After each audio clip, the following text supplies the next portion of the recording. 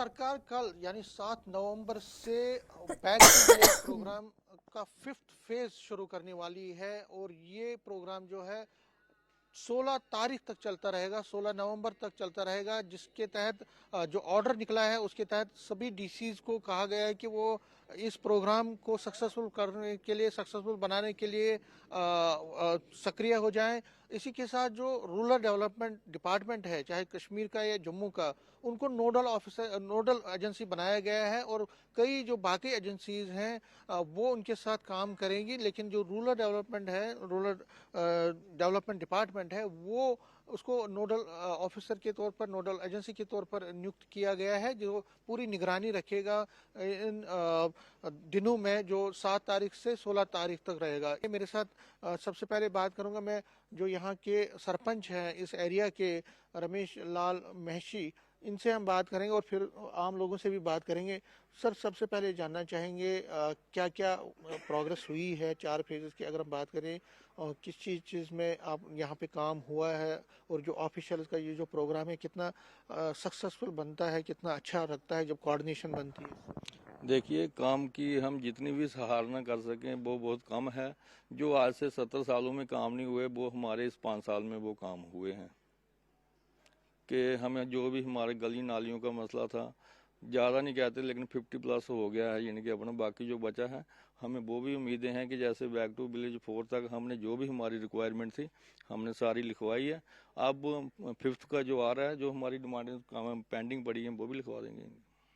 क्योंकि इसमें कहा गया है, जो ऑर्डर निकला है उसमें कहा गया है कि जितने भी काम पेंडिंग है उसमें रिव्यू स्टेटस क्या है, जो पिछले कामों में स्टेटस मांगा गया है कि उसका काम कहाँ तक पहुंचा है। तो आपको लगता है कि इससे, इस प्रोग्राम के जरिए जब ऑफिशियल खुद आते हैं गाँव में, तो कहीं ना कहीं जो डिपार्टमेंट्स हैं, बहुत सारे डिपार्टमेंट्स हैं, चाहे वो स्वास्थ्य हो, रूरल हो, हेल्थ हो या एजुकेशन हो या जितने कंसर्न सोशल वेलफेयर, तो उन डिपार्टमेंट्स में भी एक एक्टिविज्म आ जाता है जिससे आम लोगों को फायदा होता है। हाँ, आम लोगों को फायदा तो पहुंचता है, लेकिन एक जगह कमी आ रही है। वो कमी ये है कि जैसे एक मुलाजिम है उसके पास 10-10 पंचायतें हैं, वो 10 पंचायतों में एक मुलाजिम एक ही टाइम पे कैसे पहुंचेगा, ये प्रॉब्लम आ रही है। जैसे हमें 23 के बाद 28 डिपार्टमेंट दिए गए थे और हमें नहीं लगता कि हमारे जहाँ ग्राउंड लेवल पे 1-2 टाइप के यानी कि आते हैं मुलाजिम, वो भी 4th क्लास आते हैं, कोई बड़ा मुलाजिम नहीं आता है। नहीं, कोऑर्डिनेशन तो बहुत बनती है, कोऑर्डिनेशन बनती है। और जो ऑफिसर हमारे यहाँ अलाटेड हुआ है पहले से भी, वो जाता है फिजिकली भी, जा करके उसने पूरी पंचायत में फिजिकल विजिट किया है और पूरी समस्याओं को देखा है।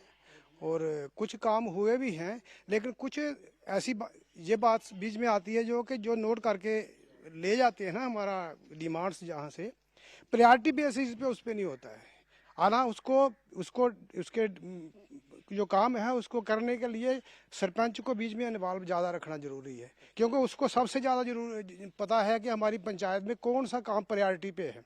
ऑफिसर ले जाएंगे हेड ऑफिस में, अपनी जो है डिमांड जो है डाल देंगे। वहाँ से फिर जब इशू होता है, कोई भी आर्डर इशू होता है, तो उसमें पंचायत के सरपंच को इन्वॉल्व करना बहुत ज़रूरी है, ताकि जो प्रायोरिटी बेसिस पे काम है ना, वो पीछे ना, जो पहले प्रायोरिटी पे करने वाला काम है वो पीछे ना छूट जाए। कुछ ऐसा हो जाता है कि जो जिसको हम जो ज़्यादा ज़रूरी समझते हैं पहले करना है वो पीछे छूट जाता है, और जो है जिसकी अभी हमको जितनी ज़रूरत नहीं है वो काम पहले वहाँ से आर्डर होके आ जाता है। अच्छा, ये बताइए जो बैक टू विलेज है, जैसे ऑफिसर कोई अगर गांव में आता है तो उसका फायदा लोगों को होता है? लोगों को सर जो भी आता है ना इधर, तो कुछ आते हैं सिर्फ बराबरी तौर पर दिखाते हैं काम, प्रैक्टिकल में जाते हैं उनके पास वो काम नहीं होता है। इधर बोल देते हैं कि ये वाला काम कर लो, ये वाला कर लो। ये जब को जरूरत पड़ती है, बैंक में जाते हैं, कहीं जाते हैं, तो वो बोलते हैं, वो इधर बोल देते हैं वो ले लो, कोई बात नहीं, घबराने की लो। लेकिन एक बार दूसरा जो कोई भी आता है हमारे यहाँ पे, हमारे जो सरपंच साहब जो भी जैसे बोलते हैं ये काम अच्छा कर रहा है और आगे भी करेगा ये, और जो भी काम आता है इनके लिए ये पूरी तौर पर काम कर देता है। कैमरामैन बंटी के साथ में समीर भट्ट, न्यूज़ 18, मीरा साहब, जम्मू।